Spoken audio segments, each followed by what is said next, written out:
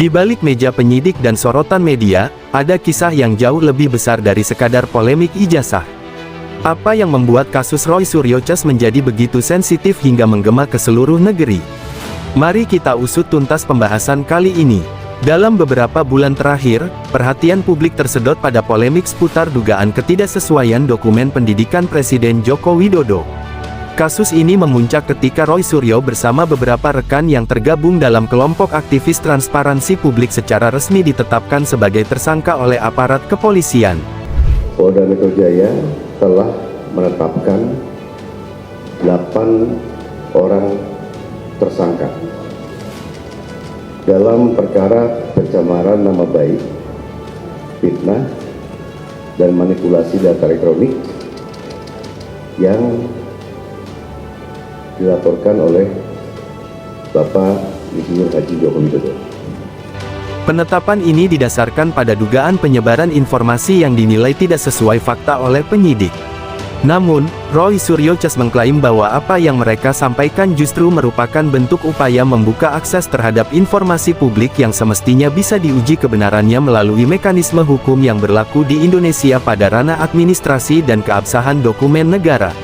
Polemik bermula ketika Roy Suryo Cas menyampaikan sejumlah temuan yang mereka sebut sebagai data awal terkait dokumen pendidikan Presiden Jokowi.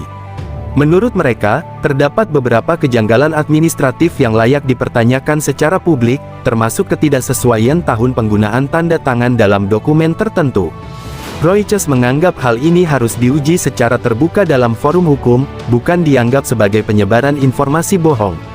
Meskipun klaim ini belum diverifikasi oleh aparat, kelompok tersebut menilai bahwa transparansi dokumen publik merupakan hal mendasar dalam demokrasi modern dan tidak seharusnya dipidana. Dalam proses penyelidikan, aparat kepolisian memfokuskan perhatian pada konten digital, pernyataan publik, dan dokumen yang disebarkan oleh Roy Suryo Cas melalui media sosial. Penyidik menilai bahwa penyampaian klaim tersebut berpotensi menimbulkan kegaduhan, terutama karena menyasar institusi kepresidenan. Namun, dari sisi Roy Suryo Cas, mereka berpendapat bahwa reaksi aparat justru menunjukkan bahwa proses verifikasi dokumen menjadi semakin penting.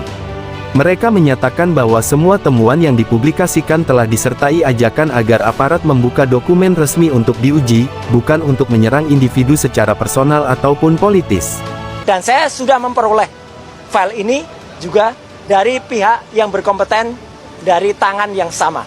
Jadi saudara AA menyerahkan kepada seseorang, seseorang itu juga A1 menyerahkan kepada saya.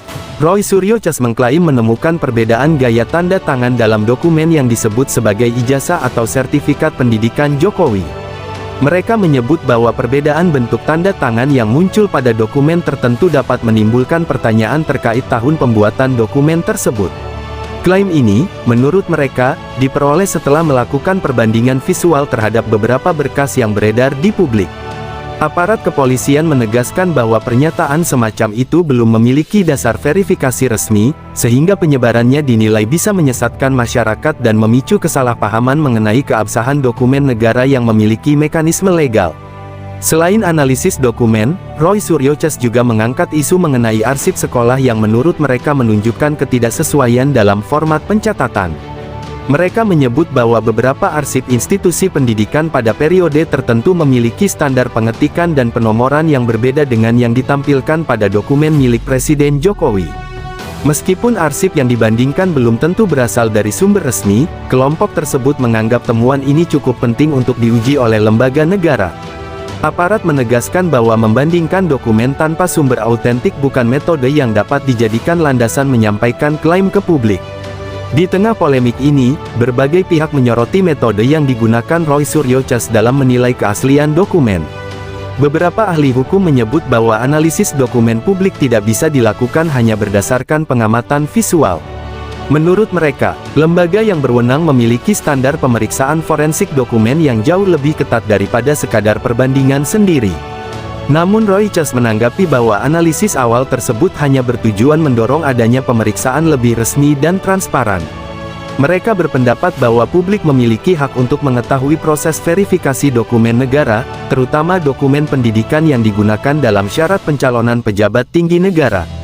Puncak ketegangan terjadi setelah Roy Suryo Cas menyampaikan bahwa mereka menemukan perbedaan format penulisan pada salah satu dokumen ijazah yang diklaim berasal dari masa pendidikan Jokowi.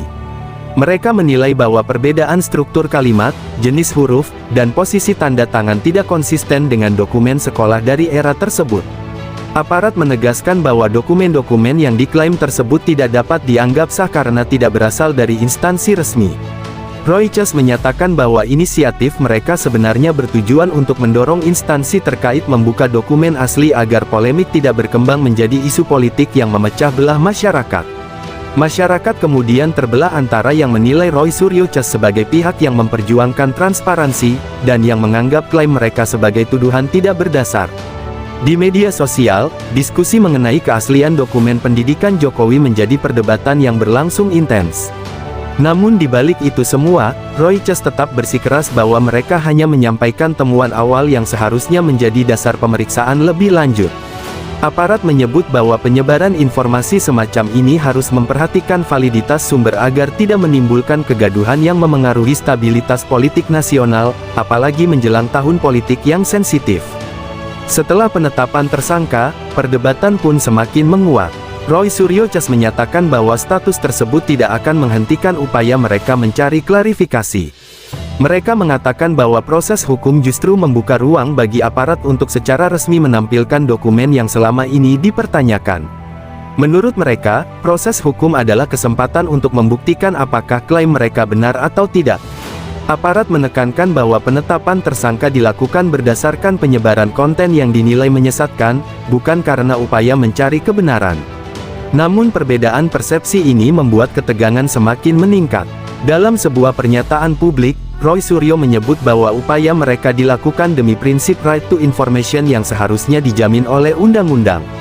Ia menekankan bahwa masyarakat berhak mengetahui informasi mengenai pejabat publik, terutama informasi administratif seperti riwayat pendidikan yang selama ini menjadi perhatian dalam proses pencalonan presiden.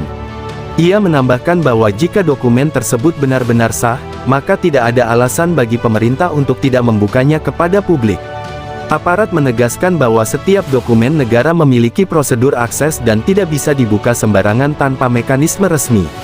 Dalam perkembangan berikutnya, Roy Suryo Cas memutuskan membawa sebagian temuan mereka ke pengadilan melalui upaya hukum untuk meminta verifikasi dokumen secara terbuka.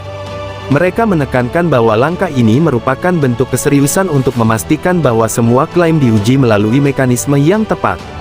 Menurut Roy, verifikasi dokumen publik tidak boleh hanya selesai di ruang media sosial.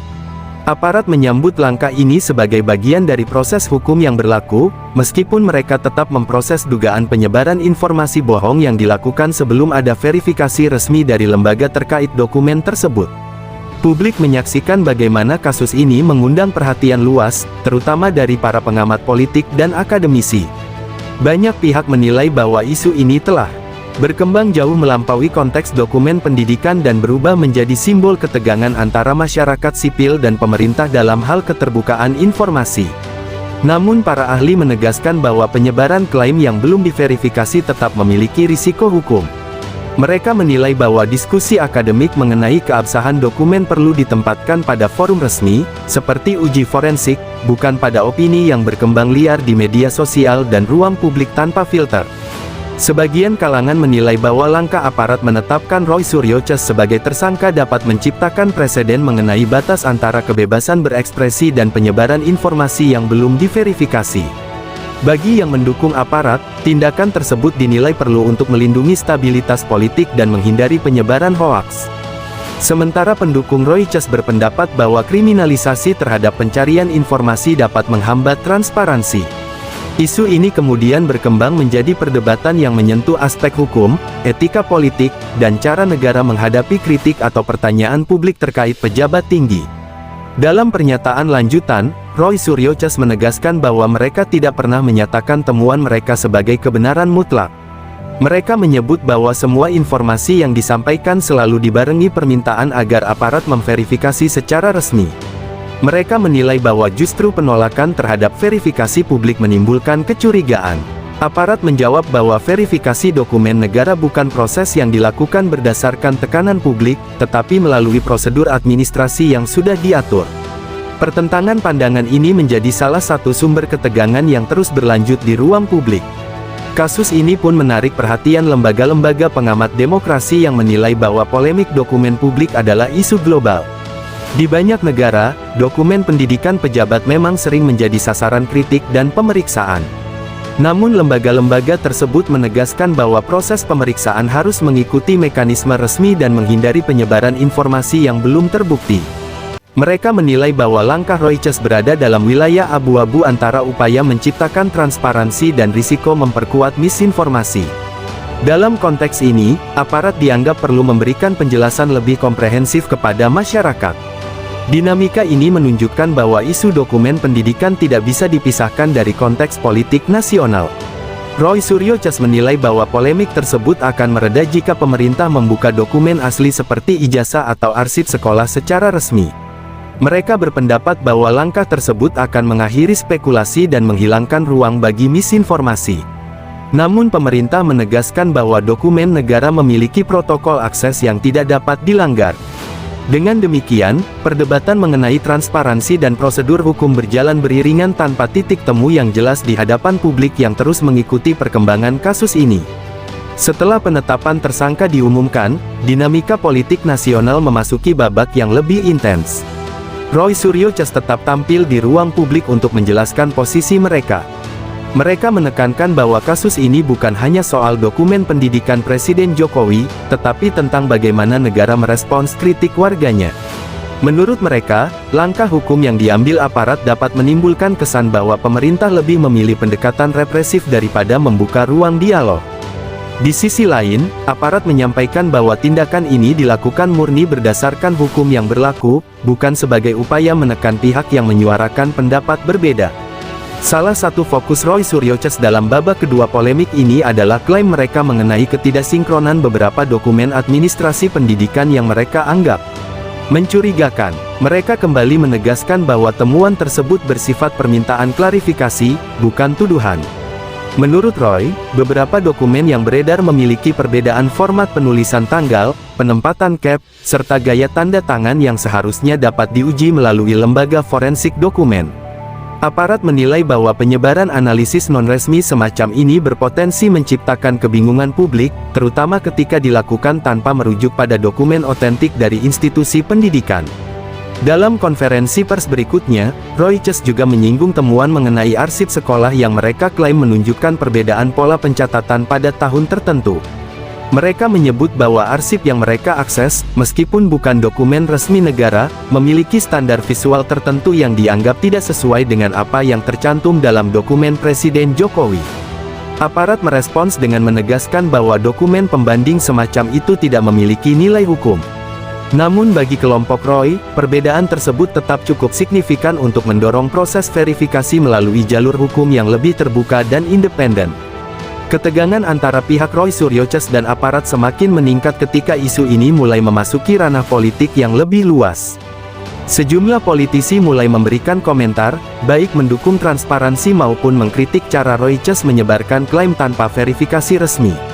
Analisis para pengamat politik menunjukkan bahwa isu ini bisa memiliki dampak besar terhadap persepsi publik, terutama karena terkait dengan presiden petahana. Meski demikian, banyak ahli menegaskan bahwa klaim yang belum terbukti tidak boleh dijadikan alat politik, karena dapat menurunkan kualitas diskursus demokrasi di ruang publik. Roy Suryo Cas menyatakan bahwa mereka tidak berniat politis, melainkan murni mengusung agenda transparansi. Mereka menegaskan bahwa langkah mereka tidak terkait dengan partai atau kelompok politik manapun. Meskipun demikian, sebagian pihak menilai bahwa isu ini memiliki bobot politik yang terlalu besar untuk dilepaskan dari konteks kekuasaan. Roy Cas berulang kali menyebut bahwa keterlibatan mereka didorong rasa tanggung jawab terhadap hak publik untuk tahu. Aparat tetap menekankan bahwa persoalannya bukan pada niat, tetapi pada dampak penyebaran informasi yang berpotensi menyesatkan sebelum diverifikasi secara sah. Dalam beberapa kesempatan, Roy Suryo menjelaskan bahwa analisis mereka dilakukan berdasarkan referensi yang tersedia untuk publik. Ia mengakui bahwa dokumen yang mereka gunakan bukan dokumen resmi, tetapi menurutnya dapat menjadi indikasi awal untuk dilakukan pengujian oleh pihak berwenang. Aparat menyebut bahwa pendekatan seperti itu tidak sesuai standar pemeriksaan dokumen negara. Para ahli pun menjelaskan bahwa dokumen pendidikan, terutama dari institusi lama, sering mengalami perbedaan format karena perubahan kebijakan administrasi dari masa ke masa. Namun Roy menilai bahwa perbedaan tersebut justru alasan kuat untuk membuka verifikasi resmi. Pernyataan aparat bahwa penyebaran klaim non-verifikatif dapat memicu ketidakstabilan politik mendapat reaksi keras dari Reuters. Mereka menilai bahwa pemerintah seharusnya lebih mengedepankan keterbukaan daripada pendekatan hukum. Menurut Roy, tuduhan bahwa mereka menyebarkan hoaks adalah keliru, karena mereka selalu menekankan bahwa klaim tersebut bersifat dugaan yang memerlukan klarifikasi.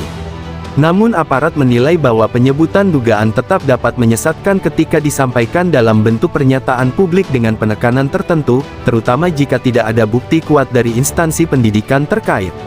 Dalam perkembangan kasus, sejumlah pakar hukum tata negara memberi penjelasan bahwa akses terhadap dokumen pendidikan pejabat publik memang dimungkinkan, tetapi harus melalui mekanisme administratif, bukan melalui tekanan opini.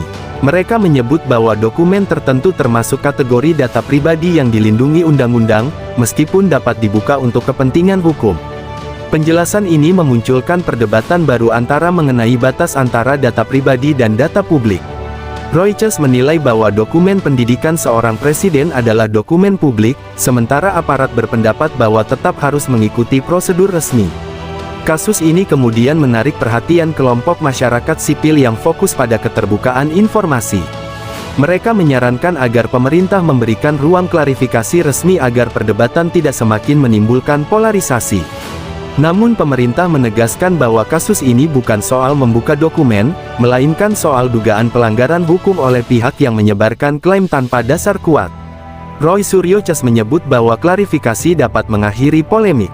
Pemerintah tetap berpegang pada prinsip bahwa dokumen negara tidak dapat dikeluarkan sekadar untuk merespons tekanan opini atau klaim yang belum terbukti. Media nasional dan internasional juga mulai mengikuti perkembangan isu ini. Beberapa media menyoroti bahwa penyebaran klaim mengenai dokumen pendidikan presiden merupakan hal yang sering terjadi di banyak negara. Namun media juga menegaskan bahwa tanpa verifikasi resmi, klaim tersebut tidak dapat dianggap sebagai temuan. Pemberitaan media turut mempengaruhi opini publik, yang semakin terbelah antara yang mendukung Reuters dan yang menilai bahwa tindakan mereka berlebihan. Aparat mengingatkan bahwa ruang digital rentan terhadap distorsi informasi apabila tidak disertai bantahan atau klarifikasi berdasarkan dokumen resmi. Situasi ini membuat publik semakin menantikan langkah lanjutan dari aparat, baik dalam proses hukum Roy Suryo Cas maupun dalam memberikan penjelasan yang lebih komprehensif. Masyarakat berharap agar isu sensitif ini dapat diselesaikan tanpa menimbulkan kegaduhan berkepanjangan. Pemerintah menyebut bahwa proses hukum tetap berjalan sesuai aturan, sementara Reuters memastikan bahwa mereka akan terus mengupayakan jalur legal untuk mendapatkan klarifikasi resmi. Namun hingga titik ini, belum ada tanda-tanda bahwa pertentangan pandangan antara kedua pihak akan berakhir dalam waktu dekat. Perhatian mulai bergeser pada dampak hukum dan politik yang semakin menguat. Roy Suryo Cas, melalui kuasa hukumnya, menegaskan bahwa penetapan tersangka bukan akhir dari perjuangan mereka. Mereka menyatakan bahwa proses hukum justru membuka ruang lebih luas untuk memeriksa dokumen-dokumen yang menjadi pokok perdebatan. Dalam pandangan mereka, status tersangka tidak menghalangi upaya meminta verifikasi resmi atas klaim yang mereka sampaikan. Aparat justru melihat bahwa penyebaran klaim tak terverifikasi telah menyebabkan kegaduhan yang berpotensi mengganggu kepercayaan publik terhadap institusi pemerintahan. Dalam berbagai kesempatan, Roy Suryo menekankan bahwa temuan mereka terkait dokumen pendidikan Presiden Jokowi bukan tuduhan kriminal, melainkan analisis awal yang seharusnya dipertimbangkan secara objektif. Ia menyebut bahwa ketidaksesuaian tanda tangan, pola penulisan, hingga format cap yang mereka temukan hanyalah pemantik untuk mendorong uji sahih dokumen. Aparat menjawab bahwa kesimpulan berdasarkan dokumen yang belum terverifikasi dapat menyesatkan publik, terlebih jika disampaikan dalam bentuk pernyataan di ruang digital yang memiliki jangkauan luas dan sensitif secara politik. Dalam wawancara dengan beberapa media, Roy menyebut bahwa ada temuan mengenai perbedaan tanda tangan di dokumen tertentu yang menurutnya layak diuji. Ia menambahkan bahwa perbedaan tersebut tidak bisa diabaikan begitu saja, terutama jika dokumen itu digunakan dalam proses administrasi penting. Aparat merespons dengan menegaskan bahwa hanya dokumen yang berasal dari instansi resmi yang dapat dijadikan objek pemeriksaan. Dokumen digital yang beredar atau hasil unggahan media sosial disebut tidak memiliki nilai pembuktian karena dapat mengalami distorsi, modifikasi, atau penyalahgunaan tanpa mekanisme autentikasi yang sah. Tensi politik meningkat ketika beberapa tokoh mulai mengaitkan isu ini dengan dinamika kekuasaan nasional. Mereka menilai bahwa langkah penegakan hukum terhadap Reuters bisa membawa implikasi luas dalam konteks kebebasan berpendapat. Namun pakar hukum menilai bahwa penyebaran klaim yang belum diuji merupakan masalah serius, terlepas dari siapa yang melakukan. Reuters membantah bahwa mereka menyebarkan hoaks, dan menekankan bahwa mereka hanya meminta verifikasi. Aparat tetap berpegang bahwa penyebaran klaim di ruang publik tanpa dasar kuat dapat digolongkan sebagai penyebaran informasi yang meresahkan. Isu ini juga mendapat perhatian dari para ahli forensik dokumen yang menjelaskan bahwa analisis dokumen harus dilakukan menggunakan teknologi dan metode ilmiah. Mereka menegaskan bahwa perbedaan tanda tangan atau format tulisan belum tentu berarti pemalsuan, karena berbagai faktor, termasuk pergantian alat tulis, gaya penanda tangan, atau perubahan kebijakan administrasi, dapat memengaruhi hasil akhir. Reuters menyatakan setuju dengan pentingnya uji forensik, namun menilai bahwa uji itu hanya bisa terjadi jika pemerintah berkenan membuka dokumen asli untuk diperiksa. Ketidakselarasan pandangan inilah yang membuat konflik terus memanjang. Perdebatan semakin panas ketika Reuters mengajukan permohonan uji dokumen secara resmi melalui jalur hukum yang memungkinkan permintaan klarifikasi kelembagaan. Mereka menilai bahwa langkah yang mereka tempuh adalah upaya legal untuk memastikan transparansi. Aparat menyebut bahwa permohonan tersebut dapat diproses, tetapi tetap terpisah dari perkara pidana yang menjerat mereka. Perbedaan fokus inilah yang memunculkan persepsi publik bahwa kedua pihak berbicara pada jalur yang berbeda, satu menyoal dokumen, lainnya menyoal penyebaran informasi tanpa dasar resmi. Menjelang akhir perkembangan pada fase ini, tampak bahwa isu yang awalnya bersifat administratif kini telah naik menjadi perdebatan mengenai batasan kritik dalam demokrasi.